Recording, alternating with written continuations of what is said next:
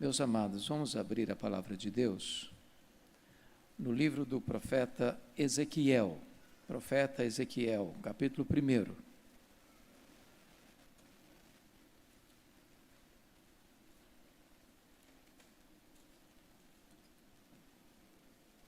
Profeta Ezequiel, capítulo 1.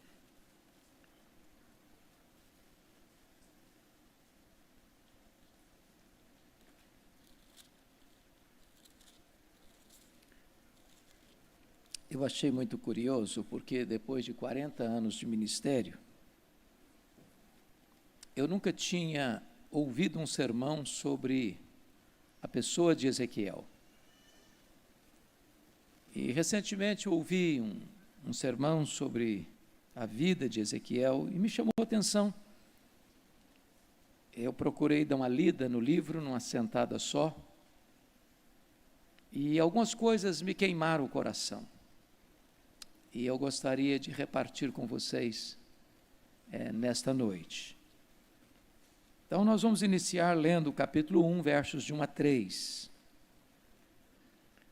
Aconteceu no 30º ano, no 5º dia do 4º mês, que, estando eu no meio dos exilados, junto ao rio Quebar, se abriram os céus, e eu tive visões de Deus. No 5º dia do referido mês, no 5º ano do cativeiro do rei Joaquim, veio expressamente a palavra do Senhor a Ezequiel, filho de Buzi, o sacerdote, na terra dos caldeus, junto ao rio Quebar, e ali esteve sobre ele a mão do Senhor. Vamos ler capítulo 2, até o capítulo 3, verso 3. A vocação de Ezequiel. Esta voz me disse: Filho do homem, põe-te em pé e falarei contigo. Então entrou em mim o Espírito quando falava comigo e me pôs em pé e ouvi o que me falava. Ele me disse: Filho do homem, eu te envio aos filhos de Israel, às nações rebeldes que se insurgiram contra mim. Eles e seus pais prevaricaram contra mim, até precisamente ao dia de hoje. Os filhos são de duro semblante e obstinados de coração. Eu te envio a eles, e lhes dirás, assim diz o Senhor Deus: eles quer ouçam, quer deixem de ouvir, porque são casa rebelde, hão de saber que esteve no meio deles um profeta. Tu, ó filho do homem, não os temas, nem temas as suas palavras, ainda que haja sarças e espinhos para contigo, e tu habites com escorpiões, não temas as suas palavras, nem te assustes com o rosto deles, porque são casa rebelde. Mas tu lhes dirás as minhas palavras, quer ouçam, quer deixem de ouvir, pois são rebeldes. Tu, ó filho do homem, ouve o que eu te digo. Não te insurjas como a casa rebelde. Abre a boca e come o que eu te dou. Então vi, e eis que certa mão se estendia para mim, e nela se achava o rolo de um livro. Estendeu-o diante de mim, e estava escrito por dentro e por fora. Nele estavam escritas lamentações, suspiros e ais. Ainda me disse: Filho do homem, come o que achares, come este rolo, vai e fala à casa de Israel. Então abri a boca, e ele me deu a comer o rolo, e me disse: Filho do homem, dá de comer ao teu ventre, e enche as tuas entranhas deste rolo que eu te dou. Eu o comi, e na boca me era doce como mel. Irmãos amados, então eu gostaria de conversar um pouco com vocês hoje sobre a pessoa do profeta Ezequiel. Talvez o meu sermão será um pouco diferente do habitual, e talvez eu demore um pouquinho mais do que costumeiramente eu demoro, mas eu gostaria de apresentar vocês um pouco hoje da vida deste homem. Jeremias já estava pregando em Jerusalém havia 4 anos, quando Ezequiel nasceu. Ele nasceu por volta do ano 622 a.C. E significa que Ezequiel cresceu ouvindo o profeta Jeremias pregar. Ezequiel era contemporâneo de Daniel. A palavra Ezequiel significa Deus fortalece, ou Deus é a minha fortaleza. Mas somos informados no capítulo 1, verso de número 3, que ele era filho de Buzi.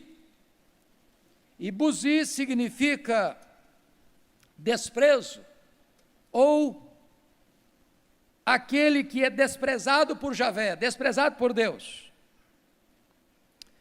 E é curioso que aquele que é chamado desprezado por Javé, ou desprezo, e os nomes eram dados por causa de alguma circunstância, seja familiar, ou seja do nascimento, o pai, Buzi, que significa desprezo, coloca o nome no seu filho de Deus é a minha fortaleza. Às vezes, nas horas mais críticas da vida, você pode olhar para Deus e dizer, Ele é a minha fortaleza. Somos informados no versículo 3, vejam vocês comigo, que Ezequiel, filho de Buzi, o sacerdote. Então, somos informados que Ezequiel é filho de um sacerdote. Em outras palavras, ele vem de uma linhagem sacerdotal. E vocês bem sabem, à luz de Números 3, versículo 10, que ninguém era sacerdote porque tinha vontade de ser sacerdote. Ninguém era sacerdote porque num culto, tocado pela palavra de Deus, dizia assim, a partir de hoje eu vou consagrar minha vida para ser um sacerdote. Não existia isso. Era impossível. Para ser sacerdote, tinha que fazer parte da tribo de Levi e tinha que fazer parte da linhagem de Arão.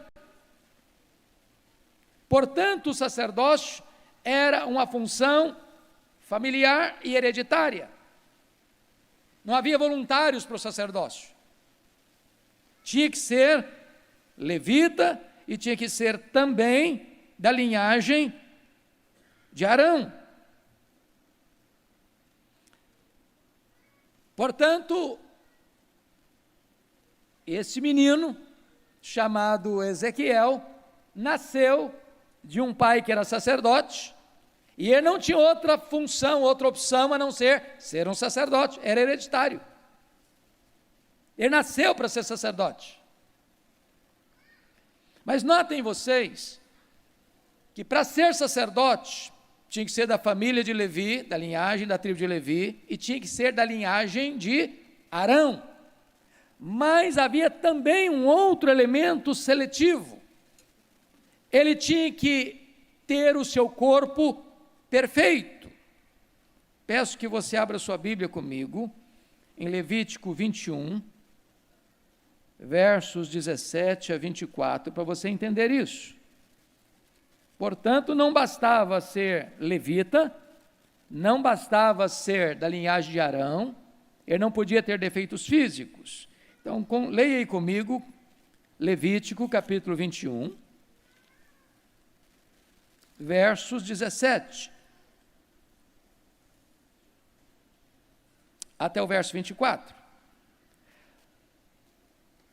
Verso 16, disse mais o Senhor a Moisés, falarão dizendo, ninguém dos teus descendentes, nas suas gerações, em quem houver algum defeito, se chegará para oferecer pão ao seu Deus, pão do seu Deus, pois nenhum homem em quem houver defeito se chegará, como homem cego, ou coxo, ou de rosto mutilado, ou desproporcionado, ou homem que tiver o pé quebrado, ou a mão quebrada, ou corcovado, ou anão, ou que tiver belida no olho, ou sarna, ou impinges, ou que tiver testículo quebrado.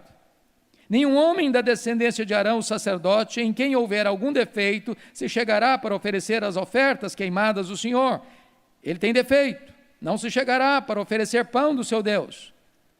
Comerá o pão do seu Deus, tanto do Santíssimo como do Santo. Porém, até o véu não entrará, nem se chegará ao altar, porque tem defeito, para que não profane os meus santuários, porque eu sou o Senhor, que os santifico. Assim falou Moisés a Arão, aos filhos deste e a todos os filhos de Israel. Portanto, não bastava ser apenas levita, não bastava apenas ser da linhagem de Israel, ele não podia ter defeito. Ele era um tipo de Cristo, não podia ter defeito. É por isso que você vai encontrar lá a rebelião de Corá, Datã e Abirão, e eles morrem, porque eles tentam usurpar o sacerdócio. Era sumariamente morto aquele que tentasse usurpar as leis do sacerdócio. Agora notem comigo algumas coisas mais para entendermos. Um sacerdote, ele era consagrado ao sacerdócio apenas aos 25 anos de idade. Números 8, 24. Ele nascia numa família sacerdotal, ele crescia com a vocação de sacerdote, mas ele só era consagrado ao sacerdócio aos 25 anos, conforme Números 8, 24. Mas só começava a exercer a função de sacerdote aos 30 anos, conforme Números 4, 3. Então entenda isso. Ele tinha que ser levita, tinha que ser da linhagem de Arão, não podia ter defeito, só era consagrado aos 25 anos e só começava a exercer o ministério aos 30. Conforme Levíticos 8, 24, na hora da consagração, ele recebia sangue na orelha direita, no polegar da mão direita e no dedão do pé direito. Por quê? Porque o sacerdote era aquele que escutava o povo e falava em nome do povo para Deus. Diferente do profeta que escuta Deus e fala ao povo. Ele tinha que ter um ouvido que filtrasse as coisas. Suas mãos pegavam em coisas sagradas. Seus pés entravam no Santo dos Santos. Então ele tinha que ter a orelha direita, polegar da mão direita e o dedão do pé direito coberto de sangue, no ato da consagração. Agora você pode perguntar, mas por que o sacerdote só era consagrado aos 25 anos e só começava o seu ministério aos 30? Meus irmãos, um sacerdote, ele tinha que ser um doutor na época. Por exemplo, ele tinha que ser um especialista e estudar algumas áreas. Por exemplo, ele tinha que entender profundamente de zootecnia. Ele tinha que entender de animais. Quando alguém trazia um sacrifício para oferecer a Deus, cabia ao sacerdote examinar o sacrifício, para não ter defeito. Porque se alguém oferecesse um sacrifício defeituoso, conforme está lá em Malaquias, a maldição caía sobre o sacerdote. Ele tinha perícia para entender isso. Segundo, o sacerdote tinha que estudar medicina. Vocês sabem que o sacerdote era a autoridade sanitária da época. Havia mais de 30 tipos de lepras, algumas curáveis, outras incuráveis. Quem dava o diagnóstico da doença era o sacerdote. Quem dava o alvará de soltura, ou melhor, o atestado de cura para a pessoa voltar a lide, era o sacerdote. Ele tinha que entender de medicina. Terceiro, o sacerdote tinha que entender de leis, a lei de Deus, porque cabia ao sacerdote ensinar o povo a lei de Deus. Ele era um mestre. Se o sacerdote falhasse em ensinar a lei de Deus ao povo, o povo se corromperia. Mas ainda, o sacerdote tinha que estudar as leis civis, ele tinha que ser uma espécie de advogado. Problemas matrimoniais, punições para certos tipos de assassinatos. Era o sacerdote que fazia toda esta análise para dar o seu veredito, para dar orientação de que tipo de pena a pessoa receberia. Pois bem, irmãos, Ezequiel cresceu como um filho de um sacerdote, com vocação para ser um sacerdote. Aos 25 anos ele é consagrado para ser sacerdote. E é nesse interregno, meus irmãos, é que um fato acontece na sua vida. Porque no ano 606, houve a primeira investida da Babilônia para tomar Jerusalém. Não consegue, mas leva os vasos do templo e leva uma pequena elite dos filhos dos nobres para a Babilônia, dentre eles Daniel e os seus amigos. Isso em 606. Mas em 596, na segunda investida de Nabucodonosor, 10.000 hebreus, judeus foram levados para a Babilônia, dentre eles Ezequiel. E agora diz a Bíblia, em Ezequiel, capítulo 1,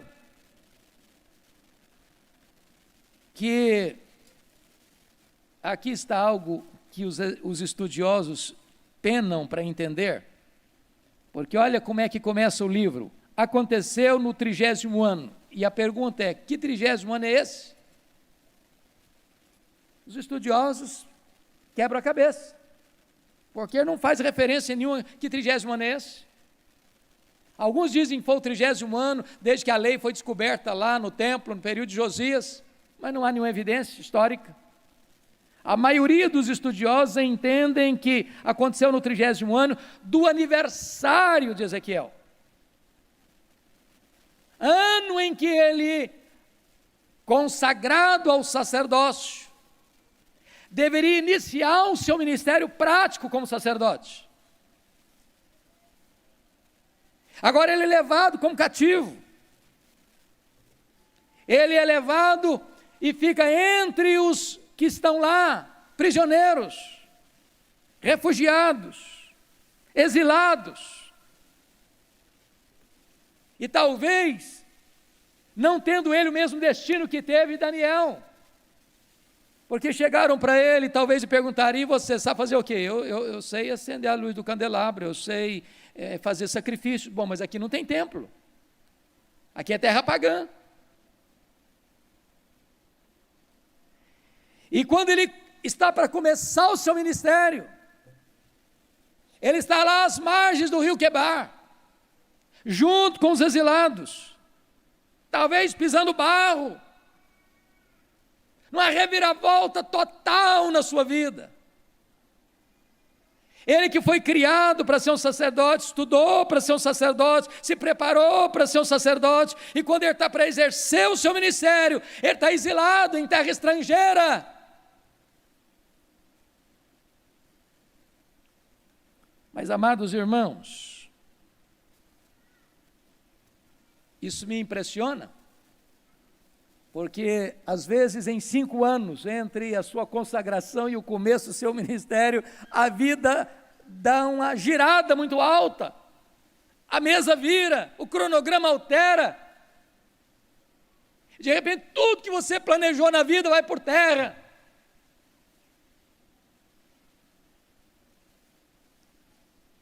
E aí é que começa a saga deste homem. Então, quero destacar aqui 3 coisas na visão que dá início ao chamado de Ezequiel. Olha comigo, versículo 1. Você pode ler capítulo 1, verso 1 comigo, em voz alta, por favor, vamos juntos? Aconteceu no 30º ano, no 5º dia do 4º mês, que estando eu no meio dos exilados, junto ao rio Quebar, se abriram os céus, e eu tive visões de Deus. Aleluia! Louvado seja Deus! Porque nas horas mais difíceis, mais sombrias, mais dolorosas, das crises mais agudas da vida, quando você está exilado no meio de outros exilados, os céus podem se abrir. E você pode ter as visões de Deus. Oh, irmãos, quantas vezes os céus se abrem nas crises mais agudas da nossa vida. Como aconteceu com Isaías, no capítulo 6, onde ele vê o Senhor assentado num alto e sublime trono. Como aconteceu com Jesus no Jordão, o céu se abre e o Espírito Santo desce. Como aconteceu com Estevão, que estava sendo apedrejado, e ele vê os céus abertos e o Senhor Jesus de pé para recebê-lo. Como aconteceu com João, exilado em Pátimos, e o Senhor abre os céus e sobe para aqui, e eu te mostrarei as coisas que em breve devem acontecer. Mas vejam comigo, por favor, capítulo 1, versos 5 e 6. No meio dessa nuvem saía a semelhança de 4 seres viventes, cuja aparência era esta: tinham a semelhança de homem, cada um tinha 4 rostos, como também 4 asas. Agora notem comigo, por gentileza, no versículo 10, a forma de seus rostos era como de homem, à direita. Os 4 tinham um rosto de leão, à esquerda rosto de boi e também rosto de águia, todos os 4. E aí você vai começar a perceber que estas 4 figuras, leão, boi, homem e águia, representam os 4 evangelhos. Aliás, representa a própria pessoa de Cristo, que é representado nos 4 evangelhos assim. Mateus apresenta Jesus com o rosto de leão, ele é o rei dos reis. Marcos apresenta Jesus com o rosto de boi, é o animal do serviço, e Marcos apresenta Jesus como servo. Lucas apresenta Jesus como homem perfeito, rosto de homem. João apresenta Jesus com o rosto de águia, representando a sua divindade. Então, nesta roda que ele vê, como um giroscópio, com olhos por todos os lados, retratando os atributos de Deus, tem uma única finalidade: é mostrar para o profeta Ezequiel, ao sacerdote, até então Ezequiel, que o cativeiro, que estava prestes a consumar-se lá em Jerusalém, porque Jerusalém não tinha caído ainda. Vocês sabem que Jerusalém só caiu em 586. E Ezequiel foi levado 10 anos antes, em 596. Que tudo isso estava debaixo do conhecimento e do controle de Deus. A Bíblia deixa isso claro. Não foi a Babilônia que invadiu Jerusalém e tomou Judá e conquistou e quebrou a cidade, os muros, queimou as portas, arrasou o templo, porque era forte, Israel, o Judá fraco. Não, Deus entregou para disciplinar o seu povo rebelde. Agora olha comigo, capítulo 1, versículo 28. Como o aspecto do arco que aparece na nuvem em dia de chuva, assim era o resplendor em redor. Esta era a aparência da glória do Senhor. Vendo isso, caí com o rosto em terra e ouvi a voz de quem falava. Esta é uma visão do arco-íris, o arco celeste. Agora notem, irmãos, que o arco-íris aparece em 3 circunstâncias na Bíblia.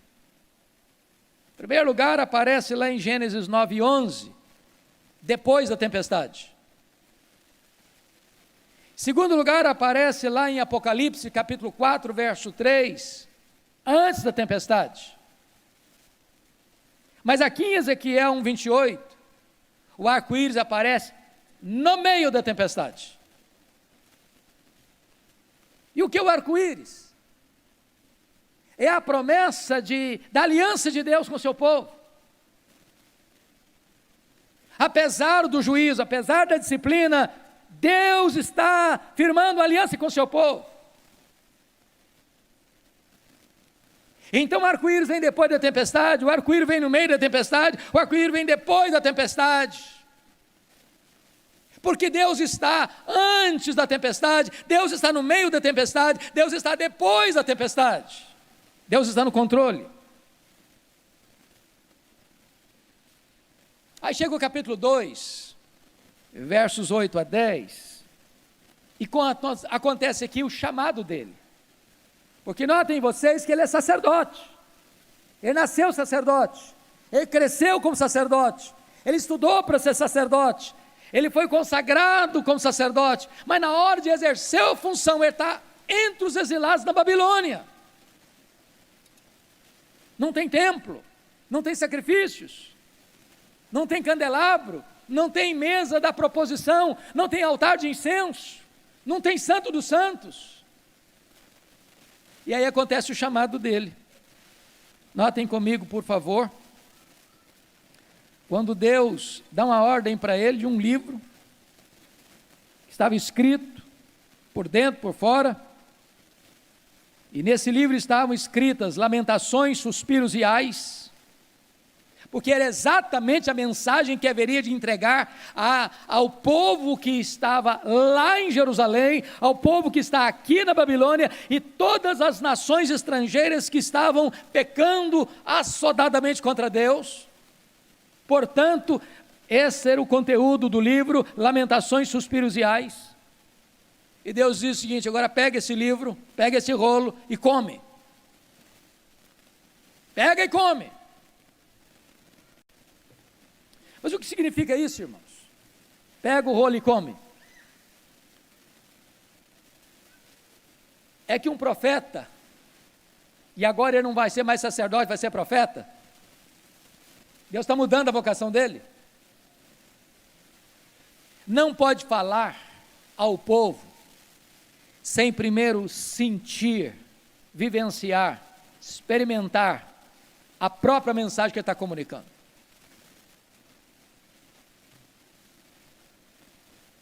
Ele precisa sentir o que é isso. Foi como aconteceu com o profeta Oséias. Deus falou ao povo muitas vezes, de várias maneiras. O povo não ouvia Deus. Aí Deus levanta o profeta Oséias e diz: Oséias, você vai lá agora e casa com uma mulher de prostituições, e tenha filhos de prostituições, para que o povo pudesse, para que o profeta pudesse entender o que está no coração de Deus. O povo era infiel a Deus, Deus era considerado o marido do povo, mas o povo era com a mulher infiel, que se encantava com os muitos amantes e deixando Deus de lado. E Deus está dizendo: Oséias, você não vai só falar a minha mensagem, não, você vai representar a minha mensagem, você vai sentir e representar a minha mensagem. Para que quando eu falar para você a dor que eu estou sentindo com o marido traído, você possa saber o que é que está passando no meu coração.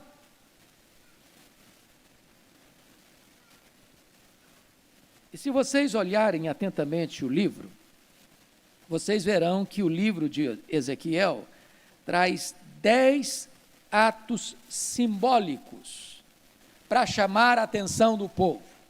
10 atos simbólicos. Eu não tenho aqui tempo para fazer a exposição deles todos, mas vou destacar alguns. Capítulo 4, Deus manda o profeta Ezequiel construir uma maquete num cerco de Jerusalém e deitar no chão, atado com cordas, e virar para o lado esquerdo e ficar deitado no lado esquerdo 390 dias, depois virar para o lado direito e ficar deitado mais 40 dias, atado com cordas, para que o povo pudesse entender o que seria o cerco de Jerusalém, o que seria a invasão de Jerusalém. O povo não apenas deveria viver, ouvir, mas eles deveriam ver o que seria isso. Se você ler no capítulo 4, Deus diz para Ezequiel o seguinte: Ezequiel, você vai se alimentar de bolo de cereais, mas você vai fazer o bolo de cereais com esterco humano. O profeta reclamou: Deus, mas eu não como coisa contaminada, então eu vou dar uma licença a você, vai cozinhar esse bolo com esterco de animais. Mas por que Deus manda o profeta comer um bolo feito de esterco? Cozinhado, assado com esterco. Porque esse povo que vai ser tomado, vai ser levado cativo, prisioneiro, ele vai levar para a Babilônia, vai comer comida impura, vai comer comida imunda aos olhos deles. E Deus estava querendo representar para esse povo o que ele teria que enfrentar em virtude dos seus pecados e da sua rebelião contra Deus. Se você ler capítulo 5, Deus manda Ezequiel raspar a cabeça e a barba. E para um judeu ortodoxo, rapar o cabelo e a barba é um gesto de desonra e humilhação. Se você ler capítulo 12, irmãos amados, Deus manda Ezequiel cavar um buraco na parede da casa dele, e durante o dia, fugir com a mobília nas costas, como um foragido, e ficar do lado de fora como alguém que tenta fugir às pressas, para não ser morto.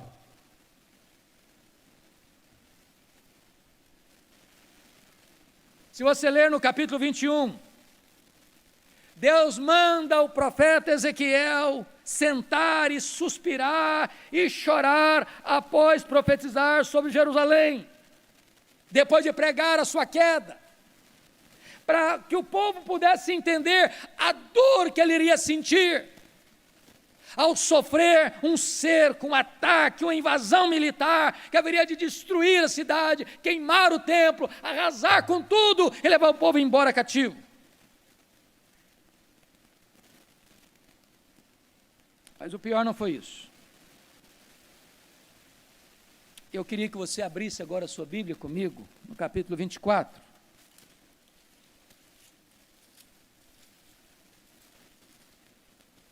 Capítulo 24.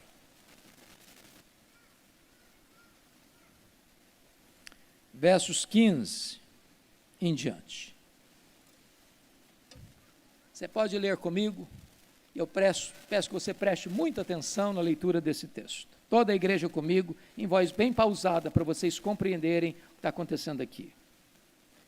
Veio a mim a palavra do Senhor, dizendo: Filho do homem, eis que às súbitas tirarei a delícia dos teus olhos, mas não lamentarás, nem chorarás, nem te correrão as lágrimas. Geme em silêncio, não faças lamentação pelos mortos.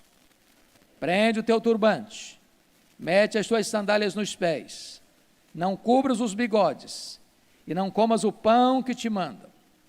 Falei ao povo pela manhã, e à tarde morreu minha mulher. Na manhã seguinte, fiz segundo me havia sido mandado. Então me disse o povo: não nos farás saber o que significa estas coisas que estáis fazendo?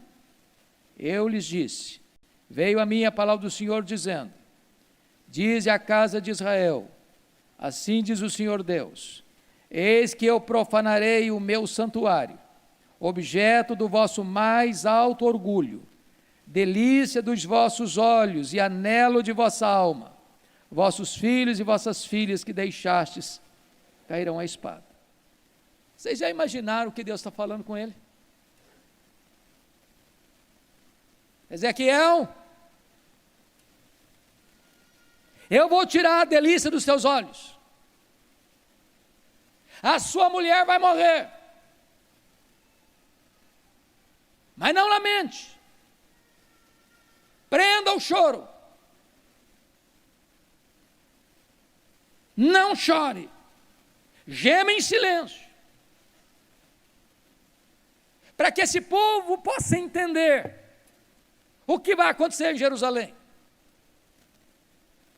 Quando Nabucodonosor entrou com seu exército para arrasar a cidade, pisando crianças, matando velhos, rasgando o ventre das grávidas, passando ao fio da espada a mulheres e jovens e crianças e todos. O povo precisava entender a gravidade que seria a invasão de Jerusalém. Por que Deus está falando isso? Vocês se lembram que Deus levantou Jeremias? Jeremias alertou, e o povo não quis escutar Jeremias, prenderam Jeremias. Prenderam Jeremias. E agora Deus está levantando a Ezequiel lá na Babilônia. Jerusalém não caiu ainda, vai cair. E ele está profetizando a queda de Jerusalém. Mas o profeta tem que sentir na pele o que vai acontecer.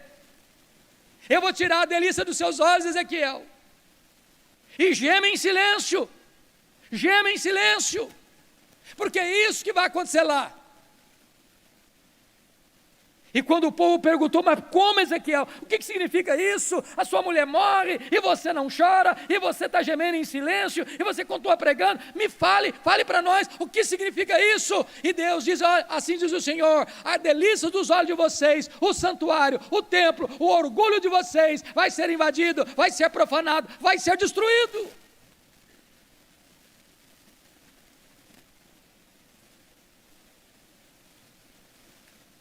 Irmãos amados, bendito seja Deus. A profecia bíblica, ela embora apresente esses dramas todos, mas a profecia bíblica abre também uma porta da esperança. Se você ler esse livro, do capítulo 1 ao 3 é a chamada de Ezequiel, do capítulo 4 ao capítulo 24 é o juízo sobre Jerusalém, depois do 25 ao 32 é o juízo sobre as nações que oprimiram Jerusalém, mas nos capítulos 33 a 48, você vê a restauração do povo de Deus. A esperança para nós, irmãos. A esperança para você. A esperança para mim. E eu gostaria apenas de destacar 2 textos do sinal dessa esperança. Abra sua Bíblia comigo em Ezequiel 37, por favor. Veja essa cena.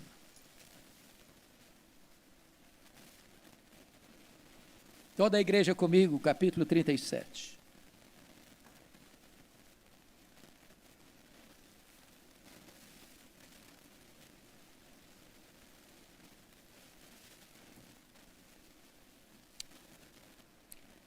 Veio sobre mim a mão do Senhor, e Ele me levou pelo Espírito do Senhor, e me deixou no meio de um vale que estava cheio de ossos.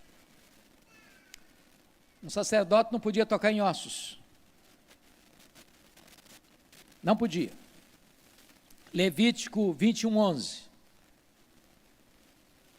E Deus o leva pelo Espírito e o deixou, preste atenção, no meio de um vale que estava cheio de ossos. Agora preste atenção que Deus faz outra coisa no verso 2. e me fez andar ao redor deles. Por que no meio e depois ao redor? Ezequiel tinha que ter uma visão global, plena, ampla, completa, de toda a cena. Ele tinha que ter uma visão das bordas e uma visão do centro. E me fez andar ao redor deles. E está escrito, eram muito numerosos na superfície do vale. E diz o texto, estavam sequíssimos.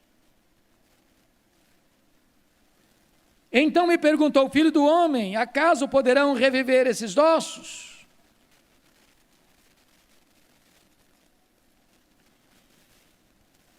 Você pergunta, mas o que significa isso? Que ossos são esses?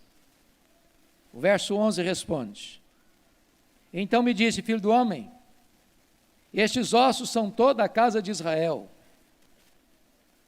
Eis que diz, os nossos ossos se secaram e pereceu a nossa esperança. Estamos de todo exterminados. O povo estava lá na Babilônia, irmão, 70 anos. Perdeu a esperança. Acabou. Fim de linha para nós. Não tem mais saída, não. E agora, o Espírito do Senhor o leva para o meio do vale, o faz andar ao redor do vale, para que ele tenha a visão de fora, a visão de dentro. E lhe faz uma pergunta, filho do homem, poderão reviver esses ossos? Ainda tem esperança? Ainda tem salvação? Ainda tem avivamento? Ainda tem um tempo novo para esse povo? E o profeta responde, Senhor Deus, tu sabes. Se tu quiseres, este povo, que hoje é um vale de ossos secos, pode se levantar. Há esperança para a igreja, há avivamento para a igreja, há restauração para a igreja.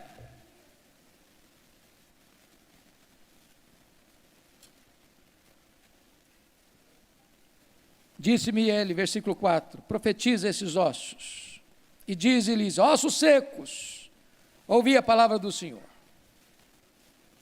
Assim diz o Senhor, Deus, a estes ossos, eis que farei entrar o meu espírito em vós e vivereis. Porei tendões sobre vós, farei crescer carne sobre vós estenderei pele, porei em vós o espírito e vivereis, e sabereis que eu sou o Senhor. Verso 7. Eu profetizei segundo me for ordenado. Enquanto eu profetizava, um ruído, um barulho de ossos que batiam contra ossos e se ajuntavam cada osso ao seu osso. Olhei e eis que havia tendões sobre eles e cresceram carnes e se estendeu pele sobre eles, mas não havia neles o Espírito. Verso 9. Então ele me disse, profetiza o Espírito, profetiza, ó filho do homem. E diz-lhe, assim diz o Senhor Deus, vem dos quatro ventos, ó Espírito, e assopra sobre estes mortos para que vivam. Profetizei como ele me ordenara, e o Espírito entrou neles, e viveram, e se puseram em pé, um exército sobremodo numeroso. Louvado seja Deus. Há esperança, irmãos, há esperança para a igreja. Os homens podem olhar para nós e decretar nossa falência. Deus olha para nós e vê num vale de ossos secos um exército poderoso. Mas me permita concluir, remetendo vocês ao capítulo 47. Se vocês já leram este livro, vocês notarão que a partir do capítulo 40, ele começa a fazer uma descrição, uma visão do templo. E não é o segundo templo. Não, nem o templo de Herodes. A descrição do templo aqui não cabe em nenhuma construção humana. Esse templo é um símbolo do que é a igreja, glorificada. Mas no capítulo 47, amados, há uma visão belíssima. Porque se Ezequiel começa o seu ministério junto ao rio Quebar, na Babilônia, ele conclui o seu ministério junto ao rio de Deus. que flui da casa de Deus, de debaixo do trono de Deus. E então as águas são medidas, e estão nos artelhos, e depois elas são medidas, estão nos joelhos, depois elas são medidas, estão nos lombos, depois elas são medidas, e são um grande rio, que é preciso nadar. O que representa que Deus sempre tem mais para nós. Deus quer nos levar a experiências mais profundas com Ele, a ponto de navegarmos no rio do Espírito. E diz a Bíblia que por onde esse rio passa, aquilo que está morto revive. Por onde esse rio passa, a cura de Deus vai chegando, a restauração de Deus vai acontecendo, porque este rio é uma representação do próprio Espírito Santo de Deus. Quando o próprio Senhor Jesus Cristo disse: aquele que crê em mim, como diz a Escritura, rios de água viva fluirão do seu interior. Eu quero dizer para você, meu amado, que Deus está aqui hoje, com este rio de vida, para inundar a sequidão do seu coração, para trazer cura, restauração, vida plena, vida abundante. Onde você está hoje? Talvez você está como Ezequiel, passou a vida toda sendo treinado para algo, e quando você está para exercer essa função, a sua vida virou de ponta cabeça. Talvez você está aqui hoje, mas está como um exilado. Talvez você está aqui hoje, e Deus está dando uma guinada na sua vida. Deus está chamando você para um novo desafio, um novo ministério. Talvez você está aqui hoje, precisando comer o rolo, e não só anunciar a mensagem, mas representar essa mensagem diante do povo. Talvez você está aqui hoje, vendo a sua vida e a sua história como um vale de ossos secos. Mas hoje Deus pode soprar sobre você o seu sopro e levantar você e dar vida a você. Talvez você está aqui hoje, mas você pode experimentar o rio de Deus brotando de debaixo do altar e trazendo experiências cada vez maiores para a sua vida, dos artelhos aos joelhos, dos joelhos aos lombos, dos lombos até você ter um rio caudaloso para navegar. E este rio, por onde passar, vai trazer vida, vai trazer cura, vai trazer restauração. Curva sua fronte, por favor. Ore ao Senhor.